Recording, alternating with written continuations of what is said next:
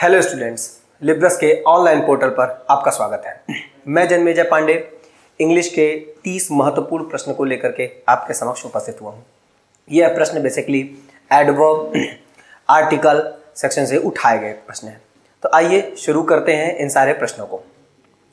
सबसे पहला सवाल कह रहा है the more electricity you use, मतलब कह रहा है कि जितना अधिक आप इलेक्ट्रिसिटी यूज करोगे उसके आगे आपको सेंटेंस कंप्लीट करना है। क्या होगा? You will be higher, will your bill be higher, will be higher your bill, the higher your bill will be. अब इसके साथ मैं कुछ चीजें बता दूं, कुछ एक रूल्स दिमाग में बैठाए रखिएगा, बाकी मैं सेंटेंस को भी कंप्लीट कर दे रहा हूं। जरा ध्यान से देखिएगा। जनरली कंपैरेटिव डिग्री के साथ हम लोग द का प्रयोग नहीं करते हैं। कंपैरेटिव डिग्री के साथ द का प्रयोग नहीं किया जाता है सामान्यतः।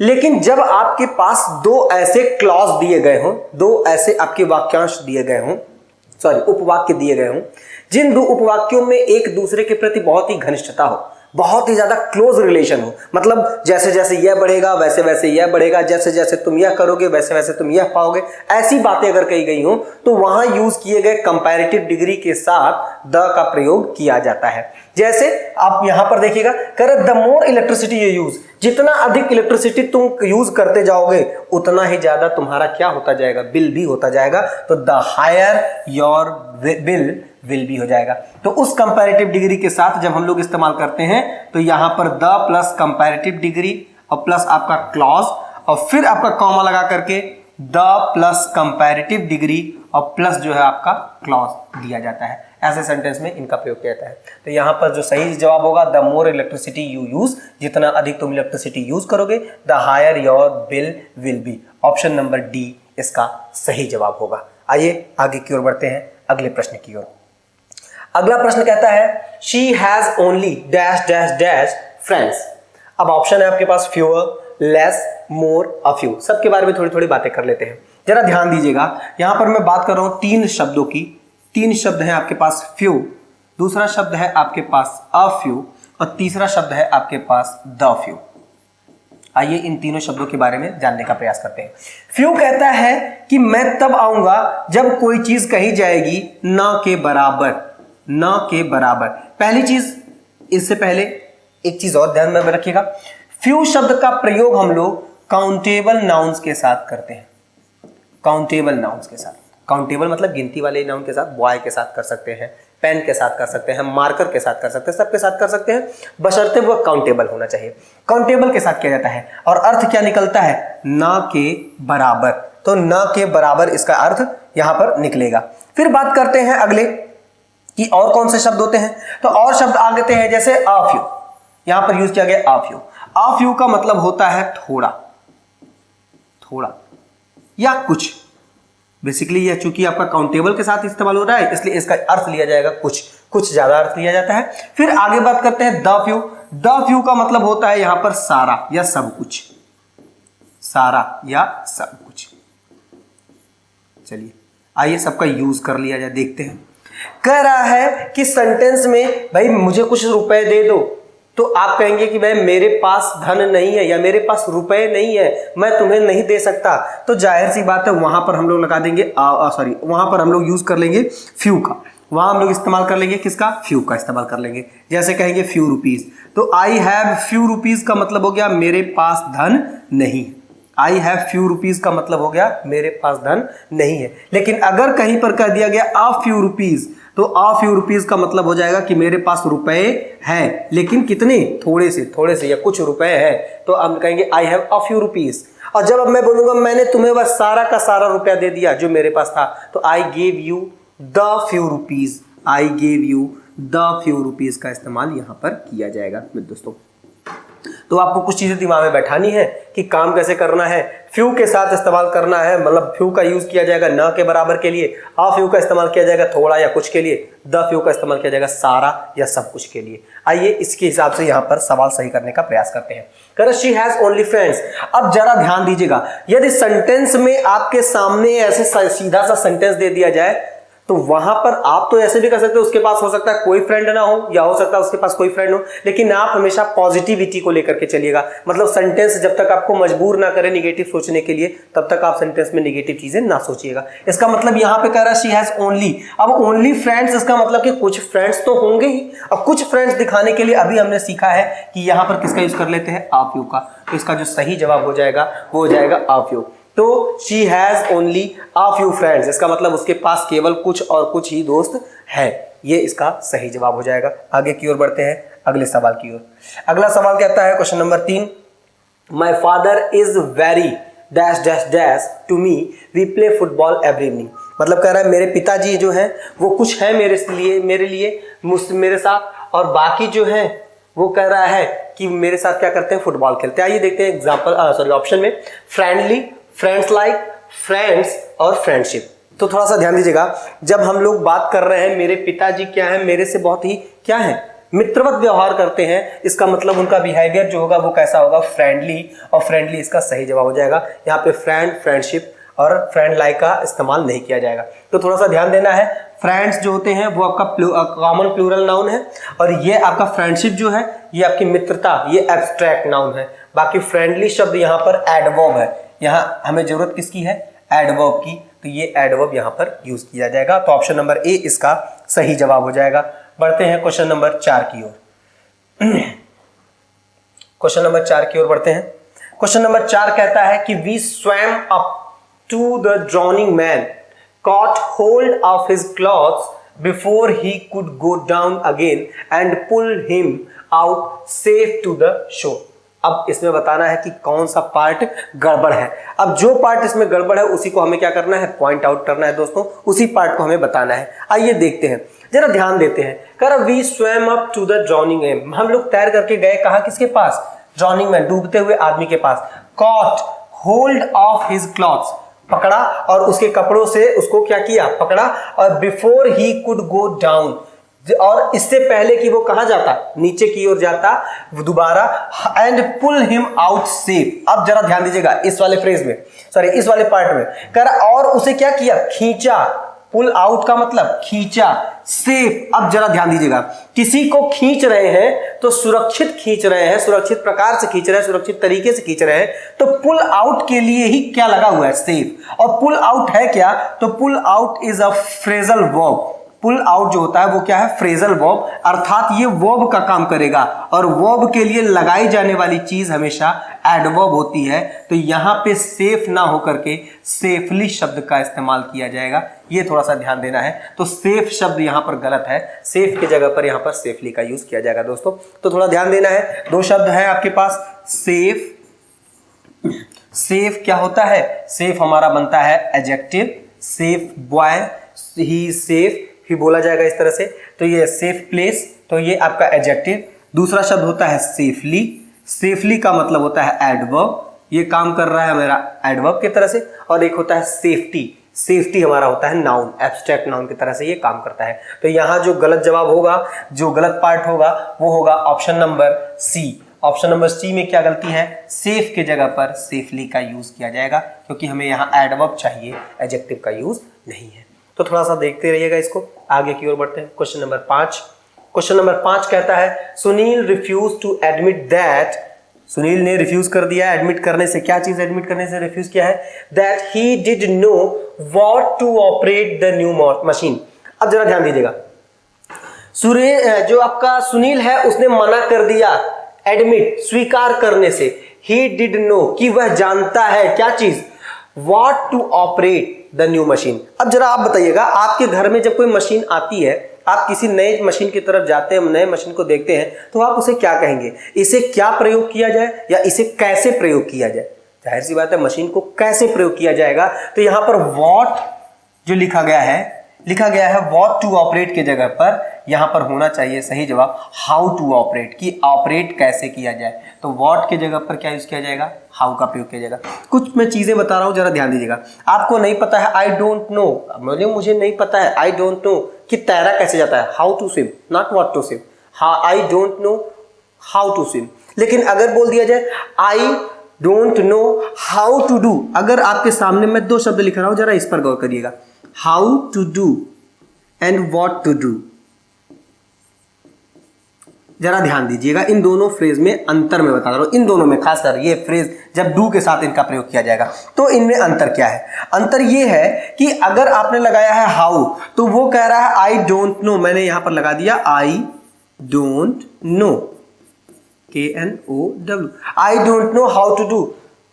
अब आगे आपने एक चीज लगा दिया दिस, आपने कहा कि भाई मैं नहीं जानता कि इसे कैसे किया जाता है, तो I don't know how to do. अब अगर बात करते हैं कि आई डोंट नो, वही चीज मैंने यहां भी लिख दिया, I don't know what to do.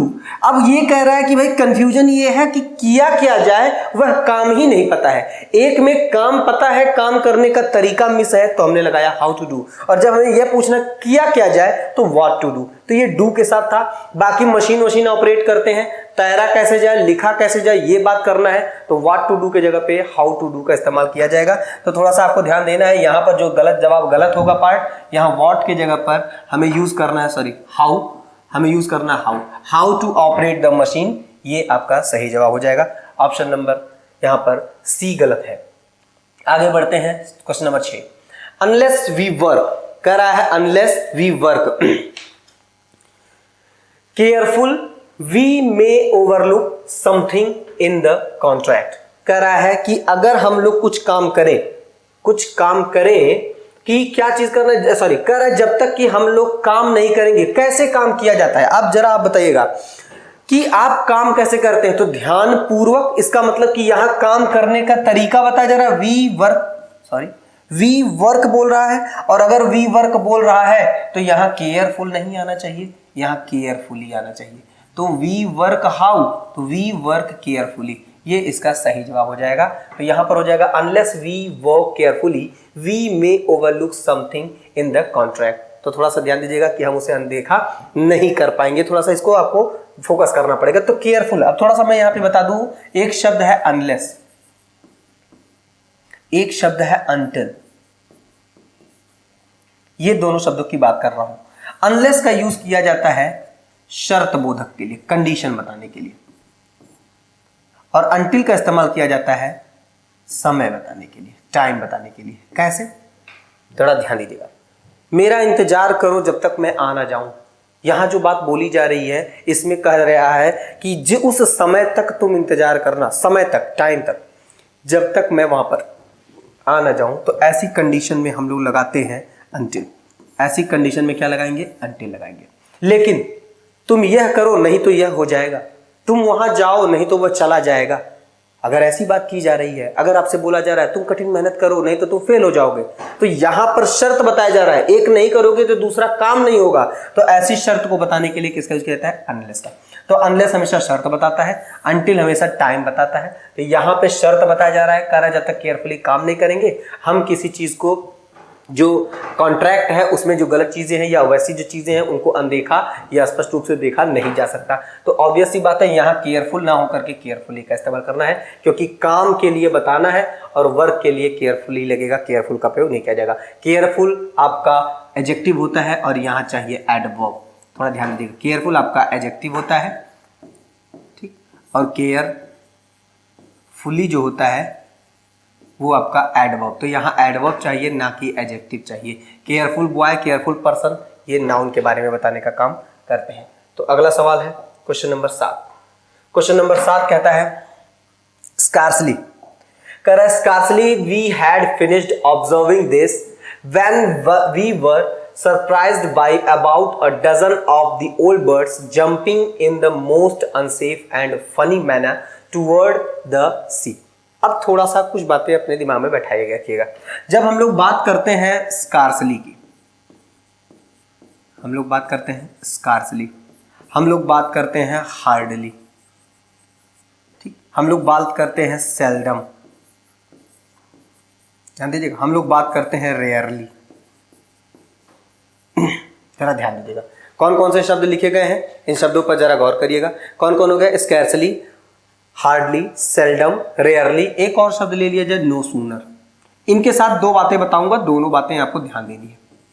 पहली चीज ये कि इनका यूज जब सेंटेंस में सबसे पहले कर दिया जाएगा, मतलब पूरे सेंटेंस की शुरुआत ही इनसे होगी, तो इनके बाद जैसे ही कोई क्लॉज लिखा जाएगा तो वहां सबसे पहले आपको लिखना है हेल्पिंग वर्ब। सबसे पहले क्या लिखना है आपको? Helping verb. तो ये ध्यान देना है, सबसे पहले हेल्पिंग वर्ब, उसके बाद आपको लगाना है सब्जेक्ट, फिर लगाना है आपका मेन वर्ब और आगे आपका सेंटेंस। फिर से ध्यान दीजिएगा कि जब आपके सामने no sooner, scarcely, hardly, seldom, rarely ये सारे शब्दों से सेंटेंस की शुरुआत हो तो उसके बाद तुरंत बाद हमें डायरेक्ट सब्जेक्ट ना दे करके सबसे पहले हेल्पिंग वर्ब का प्रयोग किया जाता है। और सब्जेक्ट के पहले हेल्पिंग वर्ब आने की प्रक्रिया को हम एक नाम देते हैं और ये नाम होता है हमारा, इसे कहते हैं इन्वर्जन। इसे कहा जाता है इन्वर्जन। तो थोड़ा सा ध्यान देना है, इन्वर्जन की प्रक्रिया यहाँ अपनाई जाएगी। कौन से शब्दों के साथ? एक बार फिर से रिपीट कर रहा हूँ, no sooner, scarcely, hardly, seldom, rarely के तुरंत बाद सब्जेक्ट के पहले हेल्पिंग वर्ब दिया जाता है और यही प्रक्रिया हमारी क्या कहलाती है? इन्वर्जन कहलाती है। तो दोस्तों यहाँ इन्वर्जन करना है। आप देख रहे होंगे स्कार्सली के जस्ट बगल में वी हैड दिया गया है, मतलब इसका सही फॉर्म होना चाहिए था had we. Finished observing this, हम लोग यह फिनिश कर रहे हैं ऑब्जेक्ट के वजह से, तो ये आपका ऑप्शन नंबर ए में गड़बड़ी इसमें मिल जाएगा। दोस्तों आगे की ओर बढ़ते हैं, अगले क्वेश्चन की ओर। अगला क्वेश्चन कह रहा है he sat the table to have fag. अब कुछ बातें आपको दिमाग में बैठानी है कि यहां पर किसका प्रयोग किया जा रहा है। फैग शब्द दिया गया है, फैग। फैग का मतलब होता है सिगरेट, ठीक है, सिगरेट की तरह से इसका इस्तेमाल किया जाता है।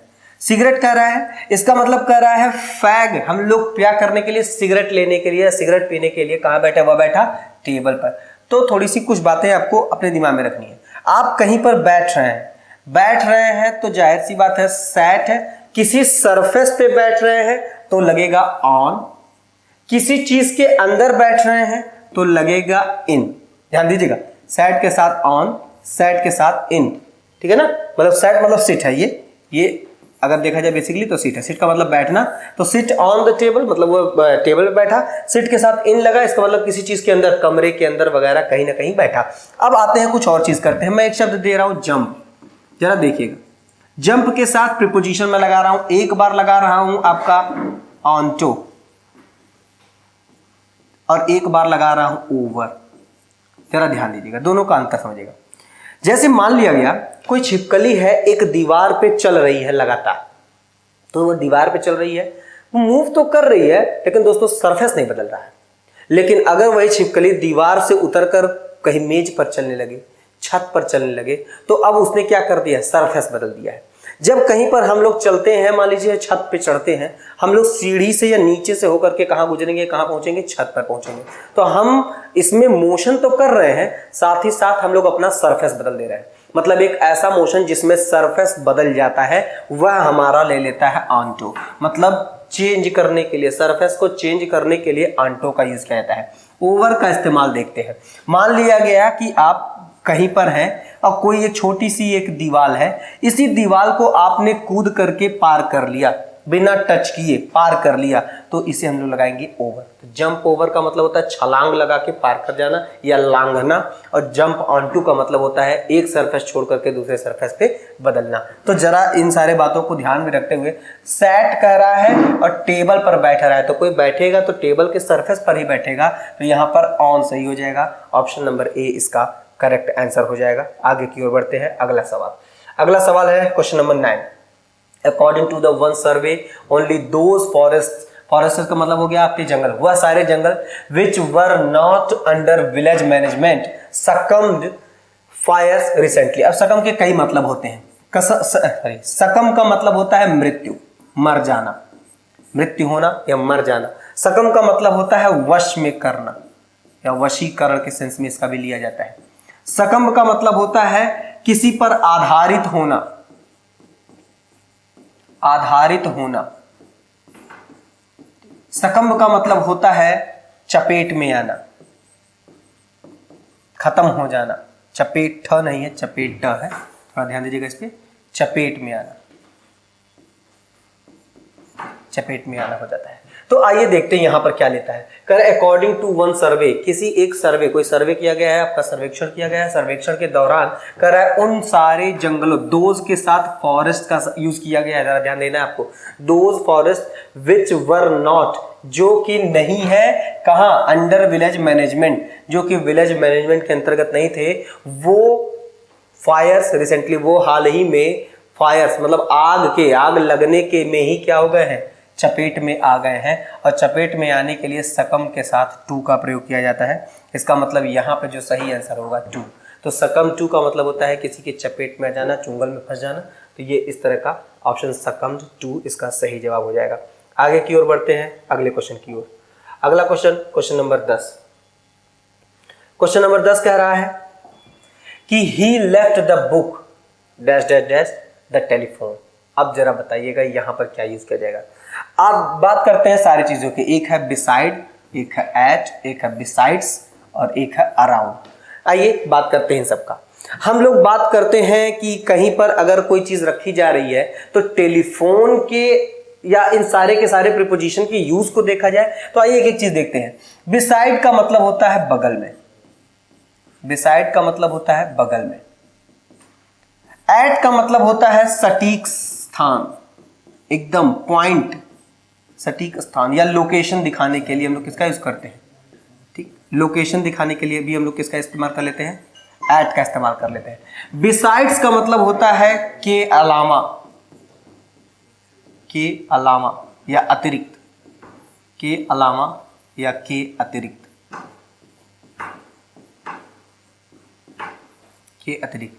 बाकी अराउंड का मतलब होता ही है चारों ओर, परितः, चारों ओर। इसका मतलब यह सारे के सारे आपके पास ऑप्शन है। अब आपको देखना है कोई भी किताब टेलीफोन के कहाँ रखा जाएगा, बगल में ही रखा जाएगा और बाकी कोई ऑप्शन यहाँ पर सुटेबल नहीं है। तो यहाँ जो सही जवाब होगा वो होगा ऑप्शन नंबर ए, इसका करेक्ट आंसर हो जाएगा। अगले क्वेश्चन की ओर बढ़ते हैं। अगला क्वेश्चन कहता है you must dispense dash dash dash her service. अब आते हैं डिस्पेंस की बात करते हैं। तो डिस्पेंस के साथ एक हम लोग लगा देते हैं जब विद, थोड़ा ध्यान दीजिएगा, डिस्पेंस के साथ क्या लगा देते हैं, विद। तो डिस्पेंस विद का मतलब होता है कि से दूर हो जाना, से हट जाना। तो जगह you must dispense with her services, मतलब कि तुम्हें अवश्य रूप से उसकी सेवाओं से दूर हो जाना चाहिए। तो यहाँ पे डिस्पेंस के साथ विद का प्रयोग किया जाएगा। तो डिस्पेंस विद का मतलब होता है से दूर होना चाहिए। तो ये आगे बढ़िएगा। चलिए क्वेश्चन नंबर 12। क्वेश्चन नंबर 12 क्या कहता है? क्वेश्चन नंबर 12 कहता है कि he put dash dash dash several cogent arguments in support of his scheme. अब थोड़ी सी बातें यहां पर दिमाग में बैठाइएगा कि यहां प्रयोग किसका किया जाएगा। कोजेंट का मतलब होता है आपका ठोस या जोरदार, ठोस या जोरदार। आइए इसकी तरफ देखते हैं। कर he put dash dash dash several cogent arguments in support of his scheme. अपने स्कीम की कहा जाएगा कि अपने स्कीम के सपोर्ट में, अपने स्कीम को बढ़ावा देने के लिए वह आपके जोरदार आर्गुमेंट्स में क्या करेगा। अब थोड़ा सा मैं आपको पुट के साथ कुछ शब्द रख करके दिखा रहा हूं, उसको थोड़ा सा ध्यान दीजिएगा कि जब हम लोग इस्तेमाल कर सकते हैं कौन कौन सा। पुट के साथ इस्तेमाल कर सकते हैं ऑन, पुट के साथ इस्तेमाल करते हैं कभी कभी ऑफ, पुट के साथ इस्तेमाल करते हैं हम लोग अक्रॉस। ये आइए पहले इनकी मीनिंग देख लीजिए, उसके बाद आगे बढ़ते हैं। कहीं पर कह दिया गया पुट ऑन, तो पुट ऑन का मतलब होता है पहनना, पुट ऑन का मतलब होता है पहनना, ठीक। पुट ऑन का मतलब होता है वियर, पहनना, या फिर पुट ऑन का मतलब होता है आपका कह दिया गया कि किसी चीज को मानना। पुट ऑन मानना मतलब आपका हो जाएगा सपोज के सेंस में, सपोज के सेंस में भी इसका यूज किया जाता है। तो सपोज के सेंस में इसका प्रयोग करेंगे। फिर आता है आपका पुट ऑफ। पुट ऑफ का मतलब होता है स्थगित करना या पोस्टपोन कर देना, स्थगित कर देना या पोस्टपोन कर देना। तो थोड़ा सा ध्यान दीजिएगा। पुट ऑन का मतलब होता है पहनना, फिर आपका पुट ऑफ का मतलब होता है पोस्टपोन कर देना। फिर अगला है पुट अक्रॉस। पुट अक्रॉस का मतलब होता है कि किसी के आइडिया को पूर्णतः एक्सप्रेस करना या आपको सफलतापूर्वक उसको दिखा देना। तो हो जाएगा एक्सप्रेस someone's idea या थॉट्स, किसी के विचारों को, किसी की बातों को पूरी तरह से दिखाना, एक्सप्रेस करना क्या कहता है, पुट अक्रॉस कहलाता है। तो ये 3 हो गए। तीनों पे एक बार अगर चाहें तो आप स्क्रीनशॉट वगैरह ले सकते हैं। बाकी आगे की ओर बढ़ते हैं। कुछ और भी शब्द हैं जिनको आपको जानना चाहिए। पुट अप विद, अगला शब्द है put up with. Put up with का मतलब होता है टॉलरेट करना। टॉलरेट का मतलब हो गया सहनशीलता या सहन करना, किसी चीज को क्या कहते हैं, बर्दाश्त करने के सेंस में इसका यूज किया जाता है। पुट अप विद का इस्तेमाल किया जाता है। फिर आता है आपका कि किसी भी चीज को पुट बाई करना, पुट बाई या पुट असाइड। थोड़ा सा इस पर ध्यान दीजिएगा, पुट बाई और दूसरा है पुट असाइड। पुट बाई का मतलब होता है, पुट बाई का मतलब होता है सेव करना, किसी चीज को बचा कर रखना। पुट असाइड का मतलब होता है या तो एकदम किनारे कर देना, निकाल के बाहर कर देना, इग्नोर कर देना, और या फिर ऐसा होता है कि बचा लेना आगे के लिए। जैसे मान लीजिए आपके घर कोई सामान आया, कोई चीज अच्छी खाने वाली आई, आपने मान लीजिए पैकेट आ गया, 10 पैकेट बिस्किट आ गया, 2 पैकेट आपने बचा के किनारे कर दिए, वो बाद में खाया जाएगा, तो वही आपका यहां ले लिया जाएगा। तो उस तरह के सेविंग्स को भी हम लोग क्या कहते हैं, पुट असाइड कहते हैं। बाकी इग्नोर भी होता है, किसी को दरकिनार कर देना भी पुट असाइड कहलाता है। तो ये भी आपके कुछ पुट के साथ आपके फ्रेजल वर्ब हैं जिनको आपको जरूर जानना चाहिए। फिर आगे बढ़ते हैं, फिर देखते हैं कि अगला कौन सा है। अगला है आपका पुट फॉरवर्ड।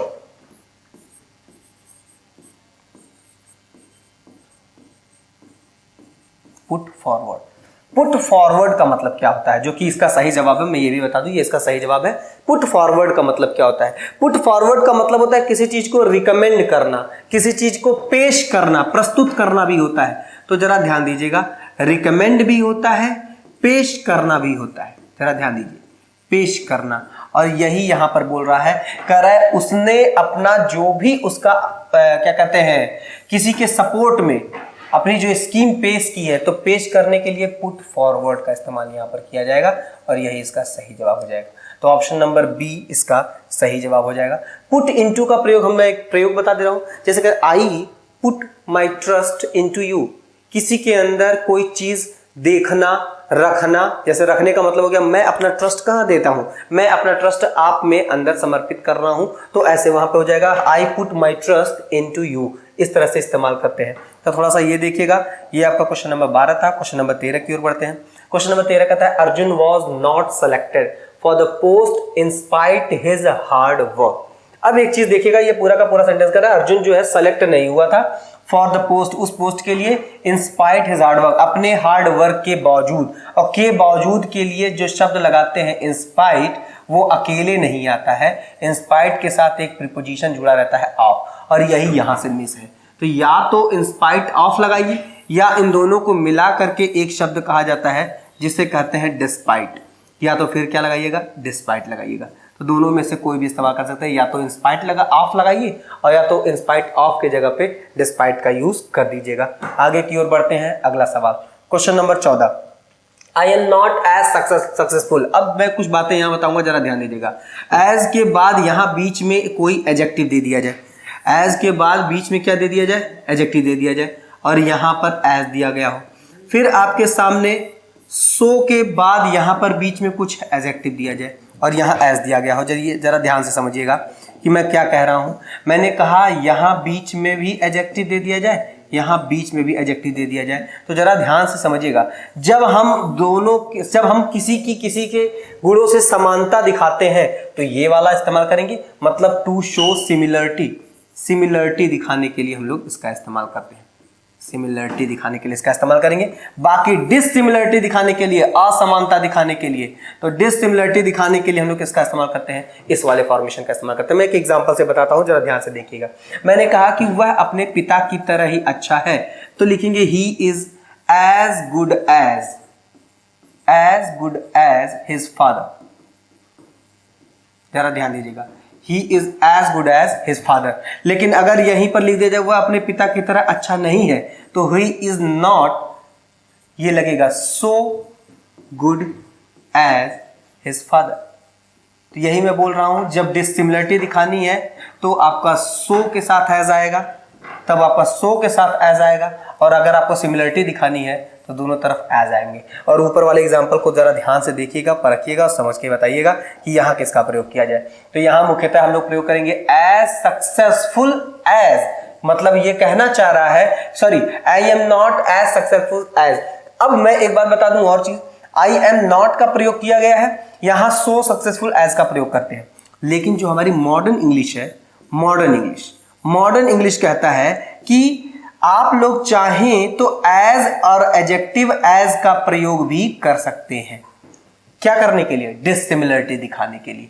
डिसिमिलरिटी दिखाने के लिए एज, एडजेक्टिव एज का भी प्रयोग किया जा सकता है। लेकिन अगर आपके सेक्शन में, आपके पेपर में यहां फिलिंग द ब्लैंक्स दिया होता और आपके पास ऑप्शन में एज भी आता, सो भी आता है, तो आप हमेशा प्रायोरिटी किसको देते?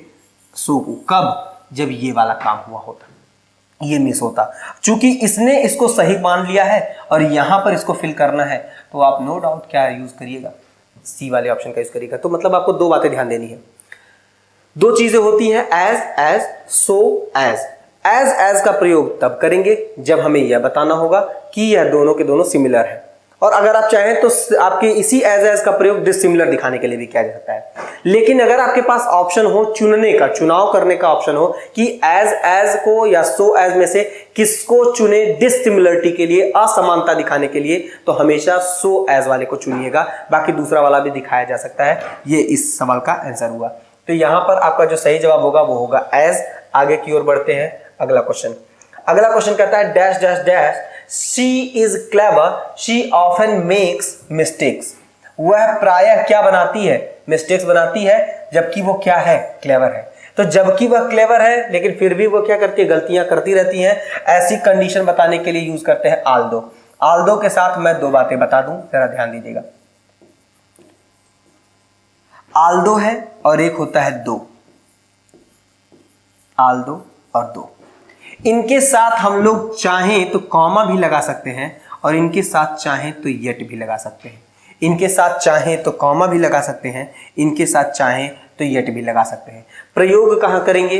तो दो आपके कंट्राडिक्शन दिखाने वाले क्लॉजेस को दिखाने के लिए हम लोग इन दोनों का प्रयोग करते हैं, आल्दो और दो का।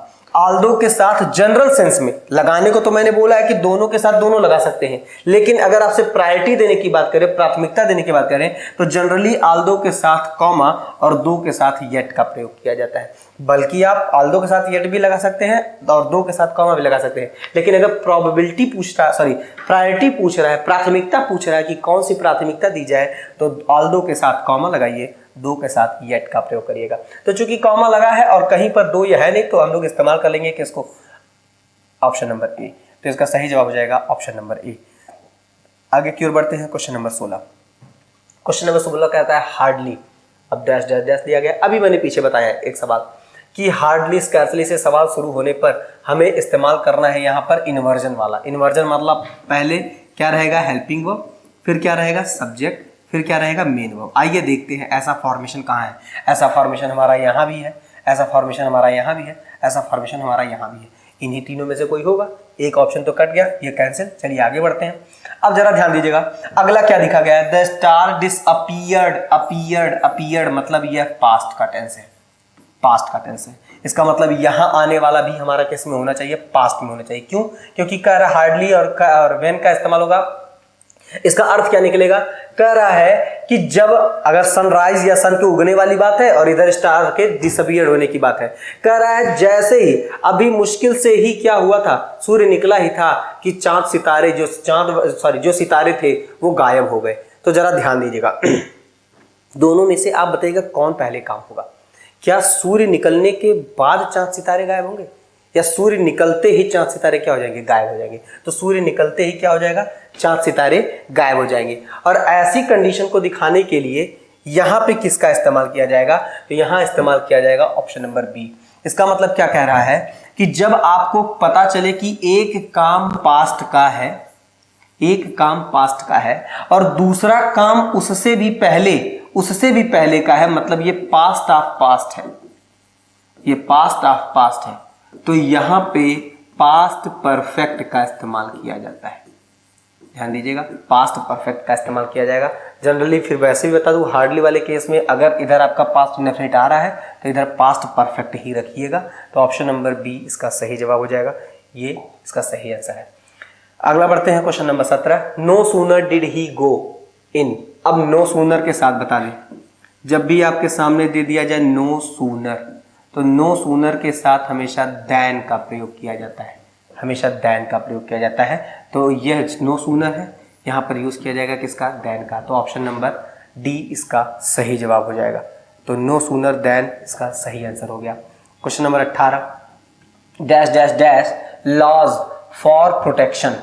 यह नियम है, और नियम कैसे हैं, एक नहीं है, एक से अधिक नियम फॉर प्रोटेक्शन, बचाव के लिए। Many of the dessert aquatic habitats and their associated species are still in danger। कहना क्या चाह रहा है, कह रहा है, अब जरा ध्यान सोचेगा, एक तरफ हमारे कानून बनाए जा रहे हैं किसी अपने आवास में रहने वाले, जैसे कह रहा है of the desert aquatic habitats and their associated species. कह रहा है कि जो जलीय हमारे आवासीय क्षेत्र वाले हैं, रेगिस्तान के जलीय आवास में रहने वाले जीव वगैरह हैं, वो सब डेंजर में हैं। और बल्कि जबकि उनके लिए क्या बनाया जा रहा है, लॉज ऑफ प्रोटेक्शन, उनके लिए कई ढेर सारे कानून बनाए जा रहे हैं उनके बचाव के लिए। तो इसको कैसे निकालेंगे, आप इसको बोलने का तरीका मैं बोल रहा हूं, जरा देखिएगा ये सही है या नहीं। आप बोल सकते हैं कि यद्यपि या फिर कह दिया गया कि बचाव के या सुरक्षा के संरक्षण के बहुत ज्यादा नियम बनाए जाने के बावजूद भी जो हमारे डिजर्टिक एरिया के जलीय क्षेत्रों के रहने वाले आवास और उनमें रहने वाले स्पीसीज आज भी डेंजर हैं। तो यद्यपि या यह होने के बावजूद के लिए हम लोग इस्तेमाल करते हैं किसका, डिस्पाइट का। तो ये थोड़ा सा ध्यान देना है, डिस्पाइट के बावजूद। कह रहा है अर्थ क्या निकलेगा, संरक्षण नियमों के बावजूद बहुत सारे डिजर्ट एक्वेटिक हैबिटेट्स, बहुत सारे मरुस्थलीय जलीय आवास और उनमें रहने वाले स्पीसीज आजकल किसमें, डेंजर में है। तो के बावजूद सेंस देना है तो डिस्पाइट लगाइए, या इसी के जगह पर हम और क्या लगा सकते थे, इंस्पाइट ऑफ लगा सकते हैं। इसी के जगह पर हम लोग क्या लगा सकते हैं, इंस्पाइट ऑफ लगा सकते हैं। एक और शब्द है इवन दो, एक और शब्द है हमारा इवन दो। इवन दो का मतलब क्या होता है दोस्तों, आइए आगे की ओर बढ़ते हैं, देखते हैं कि इवन दो का मतलब क्या है। इवन दो का मतलब है कि अगर किसी सेंटेंस में हमारे दे दिया गया हो कि किसी भी सेंटेंस में कि जैसे कह दिया गया कि मैं हमेशा उससे डरता हूं जबकि वो बहुत अच्छा आदमी है, या जबकि वो बहुत दयालु है। तो ऐसे सेंटेंस में जैसे कह दिया गया कि I am afraid of her, मैं उससे हमेशा क्या करता रहता हूं, डरता रहता हूं। और यहीं बीच में लगा सकते हैं इवन दो, यद्यपि, जबकि, even though she is kind, वह दयालु है फिर भी मैं उससे क्या करता रहता हूं, डरता रहता हूं। तो ये कंट्राडिक्शन है, तो ऐसे कंडीशन में हम लोग क्या लगा लेंगे, इवन दो का प्रयोग कर लेंगे, यद्यपि का प्रयोग कर लेंगे। फिर एक और शब्द है यहां पर वेयरएज का प्रयोग करेंगे। तो वेयरएज का मतलब होता है कि हालांकि या इसके बावजूद भी हम लोग इसका इस्तेमाल कर सकते हैं। जैसे कह दिया गया कि all of my sisters are doctor, मेरी सारी बहनें क्या हैं, डॉक्टर्स। वेयरएज जबकि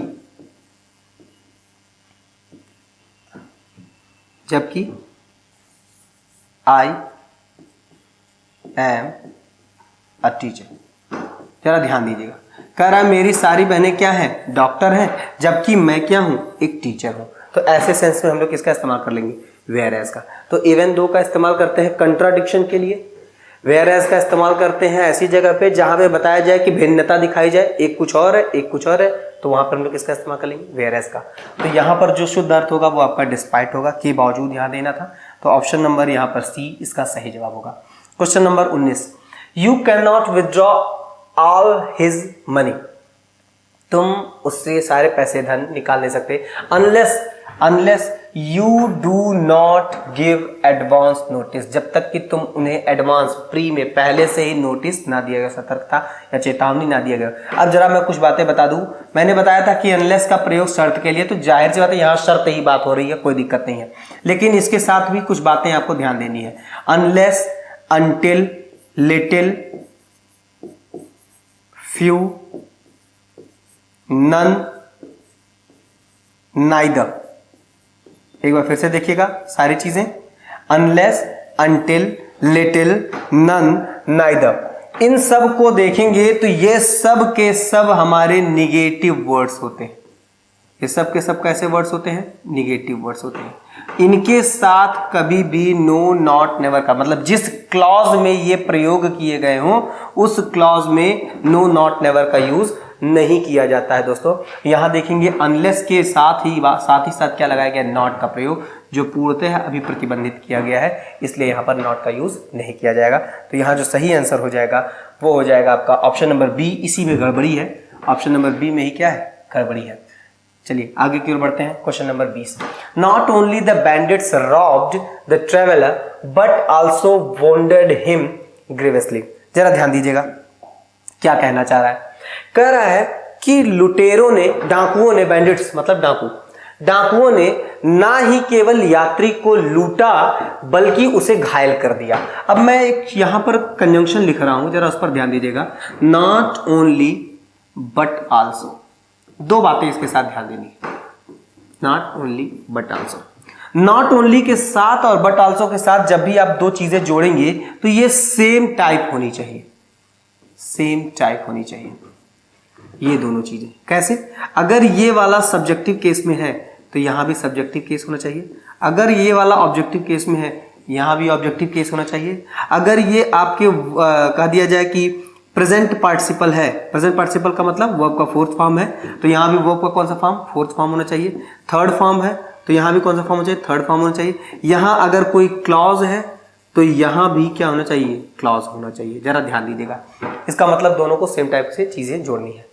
अब आते हैं, देखते हैं। करें not only the bandits robbed. अच्छा एक बात बताइएगा, डाकुओं ने ही किया है और दो काम किया है, रॉब्ड भी किया है और घायल भी किया है। इन्हीं दोनों को दिखाने के लिए हम लोग किसका इस्तेमाल कर रहे हैं? नॉट ओनली बट आल्सो का इस्तेमाल कर रहे हैं। इसका मतलब ये वाला पोर्शन गलत हो जाएगा, यहां हो जाएगा द बैंडिट्स। सेम चीजें होनी चाहिए, अभी बताया मैंने। The bandits not only robbed the traveler but also wounded him grievously। grievously का मतलब होता है सीरियसली, एकदम गंभीरता पूर्वक। ठीक, तो ये इसका सही जवाब हो जाएगा। तो ऑप्शन नंबर ए में गड़बड़ी है, जाएगा the bandits not only robbed, ना केवल लूटा जब बल्कि और क्या किया है? घायल भी किया है। तो ये इसका करेक्ट आंसर बन जाएगा। क्वेश्चन नंबर 21 की ओर बढ़ते हैं। द लॉस ऑफ जॉब्स, रोजगारों का अंत, are regarded by some as an necessary evil in the fight against inflation. अब आइएगा यहां पर गड़बड़ी क्या है, गड़बड़ी देखते हैं। तो पहले तो हम सब्जेक्ट की ओर ध्यान देते हैं। क्या लिखा गया है? The loss of jobs, jobs का लॉस। अब जरा ध्यान देंगे अगर, तो कुछ चीजें आपको दिमाग में बैठनी चाहिए। ऑफ के बाद, ऑफ एक प्रीपोजिशन है, ऑफ एक क्या है? प्रीपोजिशन है। अब प्रीपोजिशन के बाद भी अगर कोई नाउन हो और प्रीपोजिशन के पहले भी अगर कहीं नाउन हो, तो अगर हमें यहां वर्ब लगाना है तो ये वर्ब हमेशा पहले वाले नाउन के अकॉर्डिंग लगाया जाएगा। और यहां देखेंगे आर लगा है, जॉब्स के लिए लगता तो आर लगाया जा सकता था, लेकिन यहां किसके लिए लगाया जाना है? लॉस के लिए। और लॉस जो होता है वो हमारा सिंगुलर होता है, इस वजह से यहां जो आंसर मिलेगा आर नहीं इज। तो पहली गलती तो यही है। करल the loss of jobs is regarded by some as an necessary. अब जरा ध्यान दीजिएगा, इवन के लिए लगाना है तो जाहिर सी बात है इविल के लिए आ लगाया जाता है, आ या एन का यूज किया जाएगा। नेसेसरी के पहले एन का प्रयोग कैसे हो सकता है भाई? यहां पे तो आ चाहिए, क्योंकि हमें जो कॉन्सोनेंट साउंड होते हैं, कॉन्सोनेंट साउंड के साथ हम लोग आ का यूज करते हैं। वॉवल साउंड होता तब यहां पर आ का, एन का इस्तेमाल किया जा सकता था। तो दो गड़बड़ी है इसमें, आर के जगह पे इज और एन के जगह पे आ होगा, मतलब ऑप्शन नंबर बी में गड़बड़ चीजें हैं। आगे बढ़ते हैं अगले सवाल की ओर। क्वेश्चन नंबर 22, क्वेश्चन नंबर 22 कहता है he is the best worker of the factory, वह सबसे अच्छा काम करने वाला है फैक्ट्री का, बट अनफॉर्चुनेटली लीस्ट पेड। अब जरा इस पर ध्यान दीजिएगा, लीस्ट, लीस्ट क्या है? एक शब्द आता है लिटिल, ये होती है पॉजिटिव डिग्री, एक शब्द होता है हमारा लेस, ये होती है कंपैरेटिव डिग्री। एक शब्द होता है लीस्ट, ये होती है सुपरलेटिव डिग्री। तो लीस्ट हमारी कौन सी डिग्री है? सुपरलेटिव डिग्री है। और सुपरलेटिव डिग्री के पहले आर्टिकल द का प्रयोग किया जाता है। इसका मतलब लीस्ट के पहले किसका प्रयोग करना पड़ेगा? द का प्रयोग करना पड़ेगा। ऑप्शन नंबर सी में गड़बड़ी है दोस्तों। आगे की ओर बढ़ते हैं। Question number 23। क्वेश्चन नंबर 23 कहता है all the people of India know that Gandhi ji was a very wise and a noble soul. अब जरा बताइएगा, गांधी जी के लिए ही क्या दो शब्द लगाया जा रहा है? वाइज और नोबल सोल, और दोनों के साथ आर्टिकल ए का प्रयोग किया जा रहा है। आर्टिकल का एक यूज बता दे रहा हूं। जैसे आर्टिकल कहीं पर लगाया जाता है और वह किसी एक ही नाउन के लिए लगाया गया हो और उस नाउन की दो दो क्वालिटी दी गई हो, ठीक, दो दो क्वालिटी दी गई हो, तो जब एक ही नाउन के लिए लगाया जाएगा तो आर्टिकल का प्रयोग भी एक ही बार किया जाएगा। अब इसी को अगर दो दो नाउन बताने हो और नाउन सेम हो, मतलब कि यहां पर आपका रेड पेन और यहां पर आपका ब्लू पेन, जरा ध्यान दीजिएगा, और यहाँ पेन की संख्या 2 बतानी है, तो हम आर्टिकल की संख्या भी कितनी कर देंगे? 2। तो a blue and a red pen का मतलब हो गया 2 पेन, और a red and blue pen का मतलब हो गया 1 पेन। तो जरा ध्यान दीजिएगा, यहाँ गांधी जी कितने? एक ही हैं, उनकी दो दो क्वालिटीज बताई जा रही हैं, तो केवल एक बार आर्टिकल का प्रयोग किया जाएगा, मतलब ये हटा देना होगा। अब very wise and noble soul का यूज किया जाएगा। तो ये ऑप्शन नंबर आपका सी गड़बड़ है। आगे की ओर बढ़ते हैं। Question number 24। क्वेश्चन नंबर 24 कहता है coward dies several times, the braves dies but once. अब जरा ध्यान दीजिएगा, कह रहा है जो कायर होते हैं हजारों बार या कई बार मरते हैं, बहादुर केवल एक बार मरता है। अब कुछ बातें मैं बता दूं, जब भी एडजेक्टिव ऑफ क्वालिटी, जब भी आपका adjective of quality, adjective of quality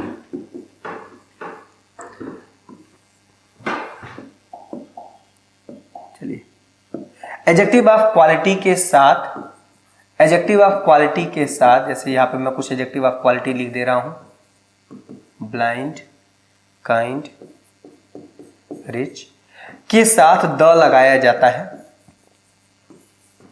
तो ये दोनों मिल करके आपका बनते हैं प्लूरल कॉमन नाउन। तो ये प्लूरल कॉमन नाउन का प्रयोग हो जाता है। इसका मतलब द ब्लाइंड का मतलब प्लूरल कॉमन, मतलब वह ऐसे सारे लोग जो अंधे हैं, अंधे लोग, ब्लाइंड पीपल, उसको चाहे तो द ब्लाइंड भी ले सकते हैं। द ब्रेव, द ब्रेव का मतलब हो गया कि बहादुर लोग, द ब्रेव्स करने की जरूरत नहीं, तो इनका एक्स्ट्रा प्लूरल बनाने की जरूरत नहीं है, ब्लाइंड्स नहीं कर सकते यहां पे जब द लग गया इनके साथ। तो जरा देखिएगा, द ब्रेव्स लगाया हुआ है तो लास्ट के एस को हटाएंगे। और दूसरी बात, द ब्रेव का मतलब क्या हो गया? Brave people. द ब्रेव का मतलब क्या हो जाएगा? ब्रेव पीपल, बहादुर लोगों की बात की जा रही है। तो जाहिर सी बात है, अगर ये पीपल के साथ लगा हुआ है इसका मतलब ये प्लूरल होगा, और अगर ये प्लूरल होगा तो डाइज ना होकर के डाई का इस्तेमाल किया जाएगा, तो हो जाएगा the brave die but once. तो ये आपकी दो चीजें गड़बड़ है, इसी को आपको सही करना था। आगे की ओर बढ़ते हैं। अगला सवाल क्वेश्चन नंबर 25। क्वेश्चन नंबर 25 कहता है it was by a mistake. कुछ चीजें फ्रेज में दिमाग बैठा रहा हूं, आपने अपने दिमाग में बैठा चलेगा। जब भी आपको कहना है गलती से हुआ तो बाई मिस्टेक होगा, not by mistakes, sorry by a mistake नहीं हो सकता। जब भी आपको करना है कि ये एक अवसर के हिसाब से हुआ या संयोग से हुआ तो बाई चांस लगा सकते हैं। कोई भी चीज कहा गया, कैसे भेजा तुमने, पोस्ट से भेजा तो बाई पोस्ट कहा जाएगा। कैसे तुमने पेमेंट किया, चेक से किया तो बाई चेक कहा जाएगा। फिर तुम कैसे आए हो, बस से आए हैं तो बाई बस कहा जाएगा। कैसे आए हो, प्लेन से आए हैं तो बाई प्लेन या बाई एयर कहा जाएगा।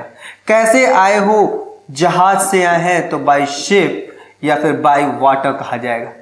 जरा ध्यान दीजिएगा, यह सारे के सारे जो शब्द लिखे गए हैं, बाई के बाद आने वाले इन शब्दों के बीच में कभी भी आर्टिकल का प्रयोग नहीं किया जाता। थोड़ा ध्यान दीजिएगा, आर्टिकल का प्रयोग इनके साथ नहीं किया जाएगा, तो ये आपका सही जवाब हो जाएगा। बाई अ मिस्टेक नहीं, बाई मिस्टेक का इस्तेमाल किया जाएगा, ये इसका आंसर होगा। क्वेश्चन नंबर 26 की ओर बढ़ते हैं। क्वेश्चन नंबर 26 कहता है you can buy dash dash dash pair of trousers. मैं यहाँ पे 2-3 बातें बता रहा हूं, जरा ध्यान दीजिएगा। मैंने लिखा ट्राउजर्स, ट्राउजर्स, फिर लिखा है पैंट्स, फिर लिखा सीजर्स, फिर लिखा गया है tongs, binoculars, legs, hands etcetera. ये मैं कुछ चीज़ें यहाँ पर मैंने लिखी हैं।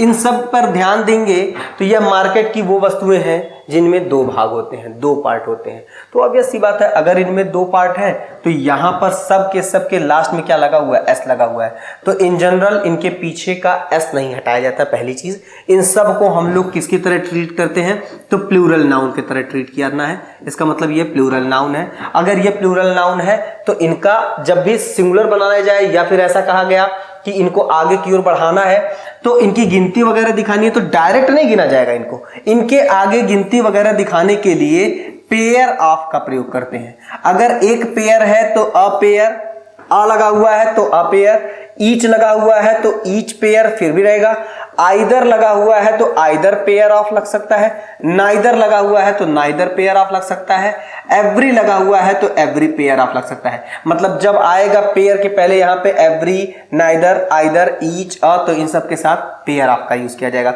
लेकिन अगर आपको यहां पर पेयर्स ऑफ, कई जोड़ियां हो इनकी, पेयर्स ऑफ का प्रयोग किया जाए तो यहां सब आपकी गिनती रहेंगे 2, 3, 4, सम, इन सब का प्रयोग किया जाएगा, मैनी, इन सब का यूज किया जाएगा। तो ये कुछ चीजें हैं, दिमाग में बैठानी है आपको। तो यहां पर जाहिर से देखिएगा क्या लिखा गया, पेयर ऑफ ट्राउजर्स लिखा गया है। फिर इन द ब्लैंक्स करना है। एनी का प्रयोग डाउटफुल कंडीशन में किया जाता है। आपके अफर्मेटिव में जनरली इनका यूज नहीं किया जाता है। फ्यू का मतलब नहीं होगा, तो नहीं तो देना नहीं है, थोड़ा ध्यान से समझते हैं। लिटिल और फ्यू के बाद भी हमारा प्लूरल नाउन आता है, ये भी याद रखना है, प्लूरल नाउन भी आता है। लिटिल तो हमारा अनकाउंटेबल नाउन के लिए आएगा, ये तो सब काउंटेबल है। तो यहां एक ही शब्द है आइदर, अभी मैंने वहां लिखा भी था ईच, आइदर, नाइदर, तो आइदर के साथ ही पेयर लग सकता है। तो ऑप्शन नंबर सी इसका सही जवाब हो जाएगा दोस्तों। तो थोड़ा सा ध्यान देना है, ऑप्शन सी इसका सही जवाब है 26 नंबर का। 27 की ओर बढ़ते हैं। कह रहा है he is dash dash dash honour to his country, सम्मान है, अपने देश का वह सम्मान है। तो जाहिर सी बात है ऑनर वॉवेल साउंड आता है और वॉवेल साउंड के साथ एंड का प्रयोग करते हैं, तो हो जाएगा he is an honour of his country. द क्यों नहीं लग सकता, द का प्रयोग क्यों नहीं किया जा सकता, तो द का प्रयोग इसलिए नहीं कर सकते हैं क्योंकि जब किसी के सम्मान के होने की बात की जा रही है तो जरूरी नहीं है दुनिया में या पूरे देश में केवल वही देश का सम्मान हो, और इसके जैसे कई हो सकते हैं और उनमें से यह कोई एक है। तो यहाँ पर आ का इस्तेमाल ज्यादा सुटेबल, सॉरी एन का इस्तेमाल ज्यादा सुटेबल है एज कंपेयर टू द। तो यहाँ द का प्रयोग नहीं किया जा सकता, यहाँ एन का यूज किया जाएगा। आगे की ओर बढ़ते हैं। अगला सवाल कहता है French is dash dash dash language of people of England. अब इंग्लैंड के पीपल की अगर एक भाषा दिखा रहा है फ्रेंच, तो दूसरी भाषा तो आप स्वतः जानते हैं इंग्लिश। इसका मतलब यह उन भाषाओं में से एक भाषा है, तो यहां पर यूज किया जाएगा अ लैंग्वेज ऑफ। अब कहां के लोगों के लिए, तो इंग्लैंड के ही लोगों की बात की जा रही है, मतलब कहां के लोग हैं वो फिक्स है, तो यहां पर यूज किया जाएगा द का प्रयोग। तो हो जाएगा French is a language of the people of England. तो ये ऑप्शन नंबर बी इसका सही जवाब हो जाएगा।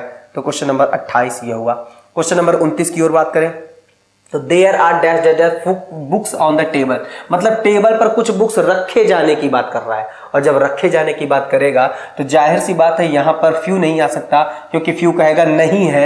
एवरी नहीं आ सकता, बुक्स के साथ कभी एवरी नहीं आ सकता, एवरी के बगल में सिंगुलर नाउन होना चाहिए। लिटिल का प्रयोग अनकाउंटेबल नाउन के लिए किया जाता है। बचता कौन है, सम। तो कुछ किताबें टेबल पर रखी गई हैं, तो यहां पर सम का प्रयोग किया जाएगा। आगे की ओर बढ़ते हैं। क्वेश्चन नंबर लास्ट 30 कहता है the oxygen content of Mars is not sufficient enough to support life as we know it. जैसा कि हम जानते हैं कि सपोर्ट करने के लिए वहां पे ऑक्सीजन वहां पे ज्यादा जरूरी है, सॉरी ज्यादा है नहीं, कहां पे, मार्स में। तो कुछ चीजें मैं बता दूं, जैसे सेलेस्टियल ऑब्जेक्ट्स हो गए। सेलेस्टियल ऑब्जेक्ट्स का मतलब हो गया ब्रह्मांडीय पिंड। जितने सेलेस्टियल ऑब्जेक्ट्स हो गए, जितने नेम ऑफ पेपर हो गए, name of newspaper, name of newspaper, name of river, name of कह दिया गया शिप, नेम ऑफ ट्रेन, इन सब के नाम के पहले आर्टिकल द का प्रयोग किया जाता है। तो सन रहे, मार्स रहे, अर्थ रहे, मून रहे, सबके पहले किसका प्रयोग, द का प्रयोग किया जाएगा। ये इसका सही जवाब हो जाएगा। तो ये कुछ महत्वपूर्ण इंपॉर्टेंट आपके प्रश्न थे दोस्तों, जिसको मैंने यहाँ पर सॉल्व कराया है। इसी प्रकार प्रश्नों की श्रृंखला को लेकर के मैं आगे भी आता रहूंगा। आगे की ओर बढ़ते रहेंगे। और भी इसमें कई सेक्शन है जो मैं आगे लेकर के अगले 30 प्रश्नों को लेकर के आपके समक्ष जल्द ही उपस्थित होऊंगा। और अगर आपको ये सारे वीडियोस अच्छे लग रहे हो, जैसा कि हमारे यहाँ पर सारे के सारे टीचर्स और सारे के सारे सब्जेक्ट्स के क्वेश्चंस कराए जा रहे हैं, अगर आपको ये वीडियो पसंद आ रहा हो, अच्छा लग रहा हो, तो इसे ज़रूर शेयर करें, सब्सक्राइब करें। और फिर इसी के साथ मैं विदा ले रहा हूँ। धन्यवाद।